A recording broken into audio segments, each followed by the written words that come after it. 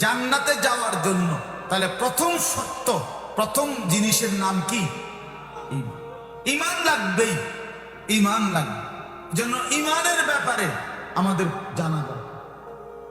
এটা অন্য আপনারা আপনাদের হুজুরদের কাছে, ইমাম সাহেবদের কাছ থেকে জেনে নেবেন যে ঈমান কাকে বলে, ঈমানের ৭৭ শাখা কি কি। ঈমানের মধ্যে দুইটা জিনিস গুরুত্বপূর্ণ, একটা হলো উমুরুল ঈমান, আরেকটা হলো নওয়াকিদুল ঈমান। ঈমান কি কি জিনিস দ্বারা অর্জন হয়, আরেকটা হলো ঈমান কি কি জিনিস দ্বারা ভঙ্গে যায়, মানে ভেঙ্গে যায়, নষ্ট হয়ে যায়। দোনোটা জানা দরকার। দোনোটা একজন মুমিনের জন্য জানা বাধ্যতামূলক, যেন আমার দ্বারা ঈমান ভঙ্গের কোনো বস্তু না হয়। মানুষের যেমন রোজা ভাঙ্গে যায়, নামাজ ভেঙ্গে যায়, অজু ভেঙ্গে যায়, তো তার চাইতে ভয়ঙ্কর হলো ঈমানও ভেঙ্গে যায়, ঈমান নষ্ট হয়, ঈমান নষ্ট হয়ে যায়। এই জন্য আপনি আমি শুধু কেবল কালেমা উচ্চারণ করতে পারেন, এই কারণেই নিজেকে মুমিন মনে করতেছেন, বিষয়টা এমন না। যদি আপনার কথার মধ্যে, শব্দের মধ্যে, বিশ্বাসের মধ্যে, আচরণের মধ্যে কুফরি থাকে, তা আপনি বেঈমান। যদি আপনার কথাবার্তা, উঠা বসা, আচরণ, বিশ্বাস, চাল চলনের মধ্যে শিরিক থাকে, তা আপনি ঈমানদার না, আপনি মুশরিক, আপনি জাহান্নামী। তাহলে কেমন স্পর্শকাতর বিষয়, কেমন কঠিন বিষয়, কেমন দরকারি বিষয় আপনি বলেন। আপনি মনে করলে হবে না, কোরআনে আছে আনতাহবাতা আমালুকুম ওয়া আনতুম লা তাশউরুন।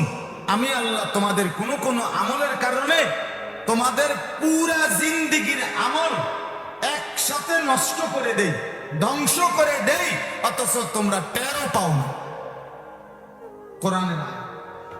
হতে পারে আপনার ৬০ বছরের কিচ্ছু নাই, কিচ্ছু না, হাসরের ময়দানে দেখবেন আপনি জীবন, কারণ আপনার কুফরি হয়েছে, আপনার দ্বারা শিরক হয়েছে।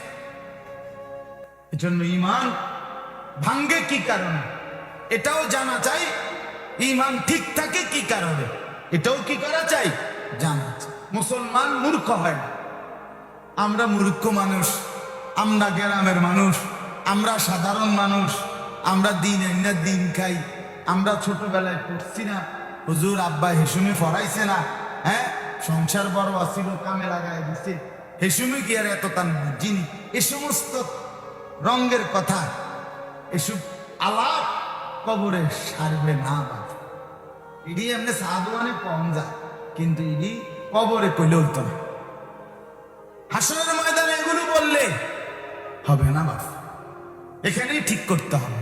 মুসলমান মূর্খ হয় না, মুসলমানের জন্য মূর্খ থাকা অনুমতি নাই। মুসলমান শিক্ষিত হওয়া ফরজ, আমার কথা কয় না। মুসলমান শিক্ষিত হওয়া কি তালাবুল ইলমে ফরিদাতুন আলা, মুসলমান মূর্খ থাকার অনুমতি আছে? মুসলমান শিক্ষিত হওয়া কি ফরজ। মুসলমানের ছেলেকেও শিখতে হবে, মুসলমানের মেয়েকেও শিখতে হবে, মুসলমানের বুড়াকেও শিখতে হবে, জওয়ানকেও শিখতে। আমি ওই আমার অনেক সময় আফসোস লাগে, দেখবেন অনেকের জিজ্ঞেবেন যেটা আপনার ওযু, নামাজ, সূরা কেরাত শুদ্ধ আসেনি, কদ্দুর কইবেন কইবেন নিজে কমছে হাবড়া করবো। আমার নাতি হাফেজ, আপনার নাতি কি হাফেজ? হাফেজ, আমার ৩ নাতি হাফেজ। আমনেরে জিঙ্গেছি, আমনের কোরআন শরীফ শুদ্ধ নিয়ে আমরা নাতি হাফেজ, মানে কি কইছে বুঝেন নাই আমনে? মানে আমার নাতি হাফেজ, বেহেশতে আমি যাইতাম না, কেডা যাইবে? আসলে কি বেহেশতে যাবেন না, লোকে তো দেখি না আমি, না ওটা দেখে না। আপনি বেহেশতে যাবেন না, অনেক মানুষ আছে